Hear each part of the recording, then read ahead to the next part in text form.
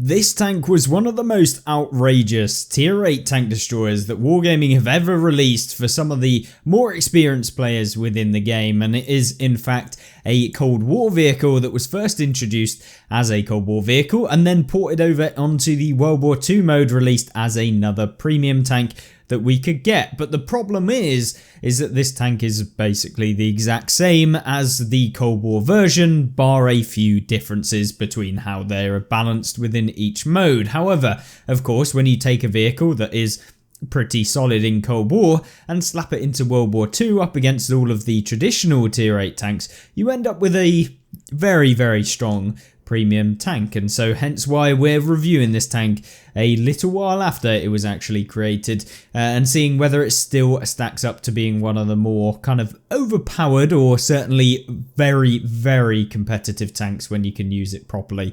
And let's have a look at exactly what this tank is all about. Well, cracking it off from the beginning, this tank is primarily used as a camouflage build vehicle that essentially works as almost like a tier 8 Hellcat variant. So I can already see you guys thinking, a premium Hellcat. Yeah, that's going to be a little bit broken. And yeah, essentially tier for tier, this is probably better than the Hellcat itself. Because of the fact that this one just gets outrageous DPM for a tier 8 and actually rivals DPM of something like a tier 10 medium tank when it's not got any boost. So you're sat at this moment in time in this tank with 3,438 damage per minute, which for a tier 8 tank destroyer is very, very good considering how fast this thing actually reloads. And if we were to compare it to some of the other vehicles that you can get, you do have some considerable vehicles that have similar sort of DPMs, but they lack in a lot of different areas, whether that be speed, whether that be camo, whether it be flexibility, whereas the Panzerjäger seems to get all of these. And although it does sacrifice the armor, which is basically the ultimate trade-off of this tank, it really doesn't have a whole lot of negatives other than that armor. And so, yes, you may not get the highest alpha, but when you have 280 damage, it's that sweet spot of both having good damage as well as being able to reload quick enough that you can constantly track people, you can constantly be firing and distributing your shots all over the place, and if you miss a shot, it doesn't impact your damage per minute anywhere near as much as maybe if you were using a higher caliber gun with higher alpha damage. So with that being said, you might think that a small caliber gun with, you know, a fast fire rate wouldn't have the best penetration. This is where you would be completely wrong. This tank has 262 millimeters of standard penetration. To put that in perspective, you've got tanks like the T-28. This thing is a walking, talking main armament with only 248 millimeters of penetration. You have things like the Demolisher and autoloading T-28 prototype with 218 millimeters. You have some of the kind of best TDs not even getting close to the range of penetration that you get with the NM116 Panzerjäger, and to make it just that little bit better, it gets heat ammunition as its premium round with 320 pen, allowing you to play in tier 10 games and go through some of the thickest armoured vehicles like it's butter. So the penetration on this tank is superb, and because you've got APCR as a standard round, you get the best combination you can possibly hope for of having APCR as your standard and heat as your secondary premium round. And so essentially you can hit targets fast on the move with your APCR rounds, and then if you need to come up against a heavily armoured vehicle, you've got the heat rounds to deal with them easily. So the best kind of ammunition loadout, the only thing that could have been better is if it had HESH rounds, but that would be absolutely broken. And of course, the HE rounds are only really useful in this tank up against super lightly armoured vehicles with only 45 millimeters of penetration, which to me is probably not that worth it unless you come up against things like Waffle Panzer IVs and Waffle E100s and stuff like that, where maybe you want to sacrifice some of the rounds to pick up a couple of HE rounds. But for me, I just didn't play it with that, and probably in reality I would take maybe 2 of the HE rounds just so those situations where maybe you do find a super lightly armoured tank, you can deal with them a lot quicker and you could have 370 damage per shell. Now, the way that we've set up this tank is going for a spotting as well as a camo build where we can essentially hide and not get spotted whilst also firing off all of our shells. Now, how have we done that? Well, we have set ourselves with advanced optics. This boosts our view range, going to be very, very beneficial to spot people. And then we've also combined it with advanced concealment so that our concealment is essentially better, and therefore we're going to actually reduce our still concealment range so that we can be at 212 meters of still concealment, which is up there with some of the most cracked kind of tanks that you have in the game with concealment on World War II. You're looking at things like the E25 having similar sort of concealment. You've got things like the M56 Scorpion that have similar sort of concealments. These are all very, very good camo tanks, and this is certainly up there with some of the best tanks in the game with remaining undetected. And considering that your view range with this tank is 473 meters in the way that we've set it up,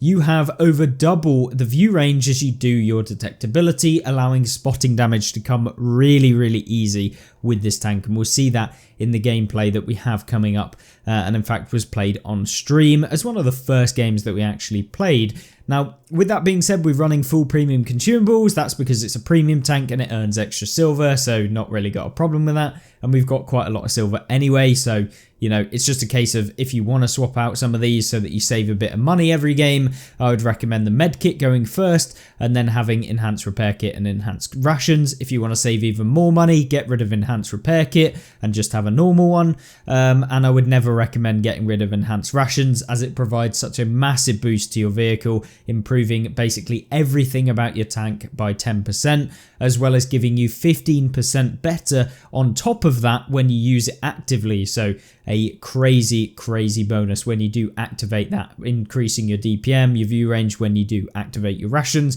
and it's going to make you so much better statistically than a lot of other people. So always use rations if you can, which is what I always say in my videos. Of course, then commander skills, we are running it with a camo build. There's a surprise. We've got Sixth Sense, obviously super crucial for any tank within World War II, regardless of what tank you are. Gives you so much information about where tanks can spot you from. If you get spotted in a certain location, you can figure out where the enemy tank is to be able to spot you. It is one of the most vital perks, and often people disregard this perk as, well, it tells you when you're targeted. But unfortunately, targeted only means that the person's looking at you, and usually it's too late to be able to move back if someone's already looking at you. So you want to be able to avoid the damage entirely, and you want to know where people are based on your Sixth Sense, and it gives you that information. We've got Steady Aim for increased accuracy, Rapid Loading for increased DPM, Born Leader for an increase on all of our perks and crew, and so we've also got Situational Awareness for more view range. As I say, very good to have that. Camo Expertise for more camo, Muffled Shot to be able to fire when we're actually and remain undetected. Because we're firing so often with this tank, it's really, really good to have this perk, and it is a little bit of an underrated perk for those of you that want to play in a more kind of stealthy way, moving around the map. Often people think that this is a perk that is useful for sniping at the back, but actually it's a perk for if you're wanting to move around the battlefield and shoot from different locations, because it allows you to do that and opens up a lot more areas of the map where you can move to and still remain undetected. Whereas if you snipe from the back, it's only really providing you a 35% increase to your shooting camo factor, so how big that circle gets when you fire, where you'll get detected. And usually if you're sat at the back of the map, you're not going to get detected anyway, so it's only really super, super useful for when you're further forward and using it in certain locations that might be a little bit more risky if you don't have this perk on. Similarly, Green Thumb is just for those situations where maybe we are inside of a bush and you're using it to improve your camo. Essentially, that is what this perk is for. It's not super, super critical, and you could swap it out for other perks, as there are better ones in certain situations. But for me, if we're running a full camo build, there's no reason I wouldn't use this. And then, of course, Silent Driving, one of the best perks for if you're wanting to mobilize around the battlefield, which this tank does very well at with its 61 kilometers an hour top speed. And so if we can decrease the effect of us actually driving on how big that circle gets to where we're going to get spotted, then that is going to make it a lot easier moving between different locations without getting spotted. So that is really, really useful, and you can open up so many more areas when you do have these perks. So with that being said, obviously 61 kilometers an hour top speed makes this tank very fast and maneuverable, but it doesn't have the best reverse speed in the world, only 17 kilometers an hour. So it can be a little bit annoying if you go into a position and maybe you get spotted unexpectedly, and then you have to fall back using your reverse speed. It can take a long time. So you have to accommodate for that when you set yourself up, maybe turning around so that you can just hightail it straight away from there, even if you're giving them your engine, because you're not going to bounce anything with your frontal armor anyway, but that's something you can do. And of course, accuracy is perfect on this tank, aim time perfect. You've got 10 degrees of gun depression, which is amazing. And so yeah, overall this tank is a very, very, very solid, statistically amazing vehicle. But how does it actually play in the game, and does it really live up to the expectation of being an overpowered premium? Well, we'll only have to find out in the gameplay, and you can make your own mind up as to whether you think that's the case. Now then, the first gameplay that we do have then is on Lakeville, and given that Lakeville is not a traditionally great map to spot on, it does have opportunity to get spotting damage, but it's quite risky to do. We're actually going to go into the center area of the map where hopefully we can spot people that may be trying to cross towards the cap circle. This is of course encounter mode, and hopefully we can find a couple of people. And you never know, with the camo that we get, we actually have the possibility of hitting a couple of these without getting spotted as well. We just have to be quite careful of if there's any light tanks that are going to push forward and stuff like that. So with that being said, the Waffle E100's had a fantastic whale of a time in this game, as he's basically lost all of his hit points, and there he goes from the game. The Panzer 58 Mutz decides he wants to join the party, and already we're up to 2.8 thousand assistance with 1.1 thousand damage done. So yeah, pretty good if you wanted to play a tank that is very, very powerful, and straight away a good game. Now we go for one more on, of course, our friend there who was just in between two buildings, and we go for another one which manages to hit. And we're up to nearly 3.1k combined, or 3.1k assist with 1.66k actual damage as well. So up to 4.7 thousand combined damage within just a few moments of the battle being done. So this is what the Panzerjäger can do. This is simply just a tank that is amazing at being able to spot, and amazing at just taking away hit points from a lot of the people you'll be playing against. So it's one of those things that I feel like is maybe lesser well known about premiums that are really, really OP. Everyone talks about things like the tier 10 Tyran, which is the, of course, Soviet tier 10 tank destroyer with the 950 alpha, but sometimes people forget about the low alpha tanks that have this massive potential for both tracking opponents, getting assistance, and actually just dealing a ton of damage. And this certainly is one of those that just feels outrageously good, and you'll find that if you do decide to play this tank. Now you can see here I'm just trying to snipe the underside of the T95 here, and just try and spot him as well, which we seem to be able to do.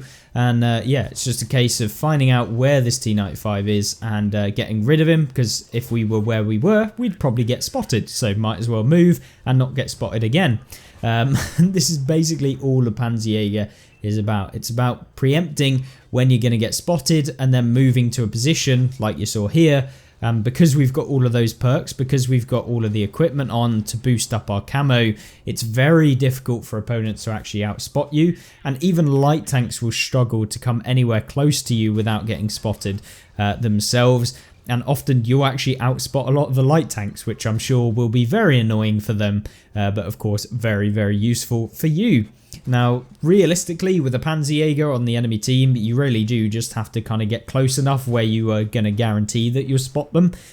So there's a very difficult to kind of counter these things when it comes to view range, and you really have to catch them when they're moving and stuff like that. So yeah, it's just a very difficult situation if you are coming up against tanks that have this sort of camo. I think we've all come up against the E25 and the M56 Scorpion and those sorts of vehicles, and probably at some point I'll actually go for the 4 marks on this thing when I've got a bit of time, and when we're playing it on stream maybe I'll go for it as like a marking session. But we managed to finish off the T95 and we get spotted there, probably because we weren't using the bushes here. So with that being said, no artillery allows us to do what we want to do now. And yeah, I'll be interested to see whether or not you think that this tank is actually that good. Maybe you've played it, maybe you've struggled with it. I think it is definitely a tank that experienced players will probably use a lot better, because it does feature some of the more complicated mechanics within the game where, you know, you have to figure out how to spot and how to remain undetected during your games. But either way, it is a great kind of starting piece to basically be pretty overpowered with your camo. So you will learn quite a lot when it comes to that. Don't quite know what this King Tiger and the GW100 are doing there, but artillery things, I guess, or oh, actually that was a Sturm Tiger or something like that. Never mind. Either way, still don't know what they were doing, but we can push in now. I'm hoping that we can spot for our team, since no one is kind of forward. And look, there we go, a Carnarvon that's been camping on the other side of the ridge, or other side of the pool or pond, or whatever you want to call it. The lake, I guess, is what we should actually call it. It's Lakeville Eclipse, of course. But either way, we get in a couple of shots here against some of the tanks that we've spotted, as well as quite a few of our teammates getting some damage on them as well, buffing up how much damage we've actually dealt from assistance as well as actual damage. And here you go, the machine. It's always great when you can find the backside of one of the more kind of overpowered tanks from back in the day. Not so overpowered now, but it's definitely still a very, very competitive vehicle, the machine itself. But with that being said, we're up to 8.7 thousand combined damage, which is definitely a game where you'd be hoping that you'd be going up on your marks of excellence if you were going for it. And oh look, we proxied an AT-15, which isn't great because we don't know where the other tank destroyer is. Maybe he's directly in front of me. You just don't know at this point, so you've got to be quite careful in the approach to where we go. And also, given that there's an AT-15, he could just YOLO me and it could be a little bit difficult to deal with. But I'm here just constantly proxying this guy, hoping that our teammate will hit him a couple of times. He decides that he's just going to YOLO in, but I need him to come slightly further in, just so that when we can get around him, potentially our team can help us out. So I'm waiting for him to come all the way around. That allows us to now go around the back of him, hopefully. And there you go, a little skirt around. We put one into him. Now we've just got to wait to reload, and he goes forward, allowing us to finish him off with no chance of him getting any more damage on us. So there you go, up to 10,000 combined nearly, just literally a little bit off. And whether we'll get that in this game, I guess we'll have to find out, since we're very, very close and we only have 265 hit points left with that AT-15 coming all the way around. We've got 4 enemies taken out, and if we want to get a top gun, we'd have to take out 2 more.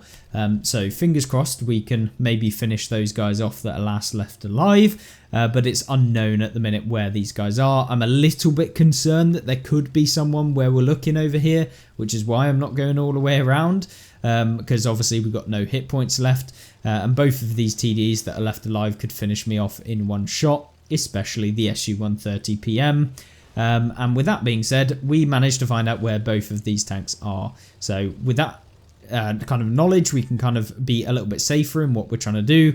I decide that, yeah, pushing the SU-130 PM first is not a good idea. So we put one into the side of the Object 268, which actually ends up hitting the SU-130. So yeah, we do pick up our friend in the SU, and now we are after that 6th enemy taken out in this game, and the Object 268 is turning for us, which is annoying because I was hoping he'd look somewhere else.